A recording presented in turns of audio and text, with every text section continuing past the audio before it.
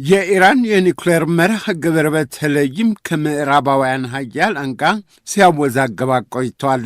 ከ10 ዓመታት ገደማ በፊት ኢራን ዩራኒየም የተሰኘውን ንጥረ ነገር የማብላላት አቅሟን የሚገድብ ስምምነት ተፈራርማ ነበር ከሀያላኑ ጋር።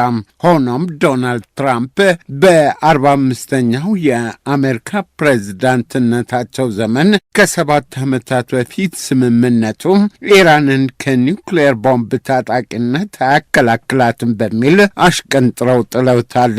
ይህም ኢራንን ዳግም ለአሜሪካ ማዕቀብ አጋልጧታል። አሜሪካ ራሷን ከስምምነቱ ካገለለች በኋላ አሁን ውሉ ከነመነሻ መንፈሱ አይገኝም። ኢራንም የአሜሪካን ከስምምነቱ መውጣት በመንተራስ ዩራኒየም የተሰኘውን ንጥረ ነገር የማብላላት ደረጃዋን በእጅጉ ማሳደጓ ሲነገር ቆይቷል። በእጅጉ የተብላላ ዩራኒየም ለኒውክሌር ቦምብ መስሪያነት ይውላል። ኢራን ያኔም አሁንም የኒውክሌር መርሃ ግብሬ ለኤሌክትሪክ ማመንጫና ለሰላማዊ አገልግሎቶች የታለመ ነው በሚል እየማለችና እየተገዘተች ነው። ከከሳሾቿ ምዕራባውያን ሀያላን በኩል በጭራሽ ባትታመንም ወደ ዋይት ሀውስ በ47ኛ የአሜሪካ ፕሬዝዳንትነት የተመለሱት ዶናልድ ትራምፕ በአሁኑ አስተዳደራቸውም የኢራን የኒውክሌር መርሃ ግብር በይደር ይቆይልኛል አሉ። የኢራንን የኒውክሌር መርሃ ግብር ጉዳይ ከቀረጥ ታሪፉ ጣጣ ባልተናነሰ እያዩት ነው። እንደውም ከቅርብ ሳምንት ወዲህ ትራምፕ ይህንን ጉዳይ ያጎሉት ነው። ከዛቸው ጋር ተደበላልቆ የአሜሪካው ፕሬዝዳንት በኒውክሌር ጉዳይ ከኢራን ጋር ዛሬ በኦማን ቀጥተኛ ንግግር እንደሚደረግ እወቁልኝ ካሉ ሰንብተዋል። የኢራን ሹሞችም ንግግሩ በኦማን እንደሚካሄድ ቢያረጋግጡም በንግግሩ ስነ ስርዓት ግን አቋማቸው ከአሜሪካውያኑ ይለያል።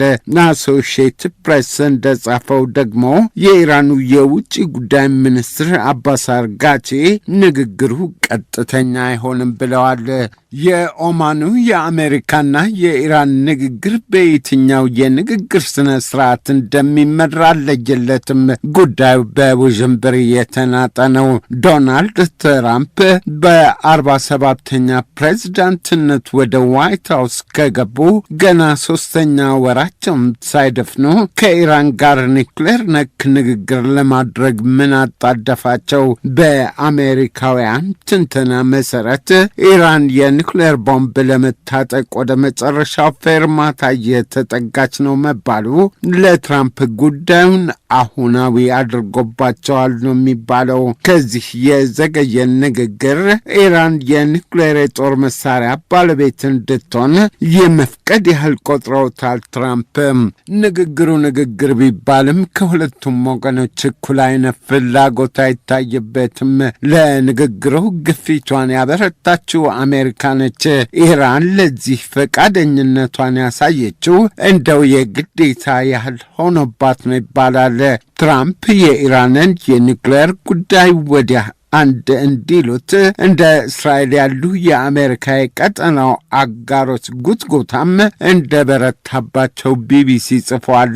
የእስራኤሉ ጠቅላይ ሚኒስትር ቤንያሚን ኔታንያሁ ኢራን የኒውክሌር መርሃ ግብሯን አንድም ሳይቀር ከናካቴው ማቆም አለባት ባይ ናቸው።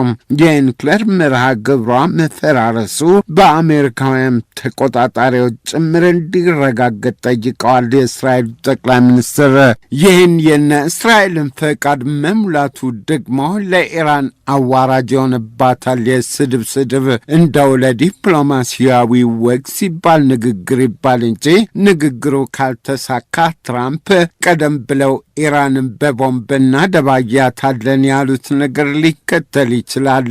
ኢራን ደግሞ የኒውክሌር መርሃ ግብሯን አሁን ባለበት ደረጃ አስጠብቃ በአሜሪካ የተጣለባት ማዕቀብ እንዲነሳላት ትፈልጋለች። ቴህራን ማዕቀብ እንዲነሳላት ለማድረግ ብታልምም ለኦማኑ ንግግር መቃረቢያ ተጨማሪ ማዕቀብ የተጣለባት መሆኑ ይሄን አጠብቂ የሚል አይነት መልእክት እንዳለው ተተርጉሟል። ንግግር ቢባልም ቀጠናው በታላቅ ግጭት ዋዜማ ላይ የሆነ ያህል ውጥረት አረብቦበታል።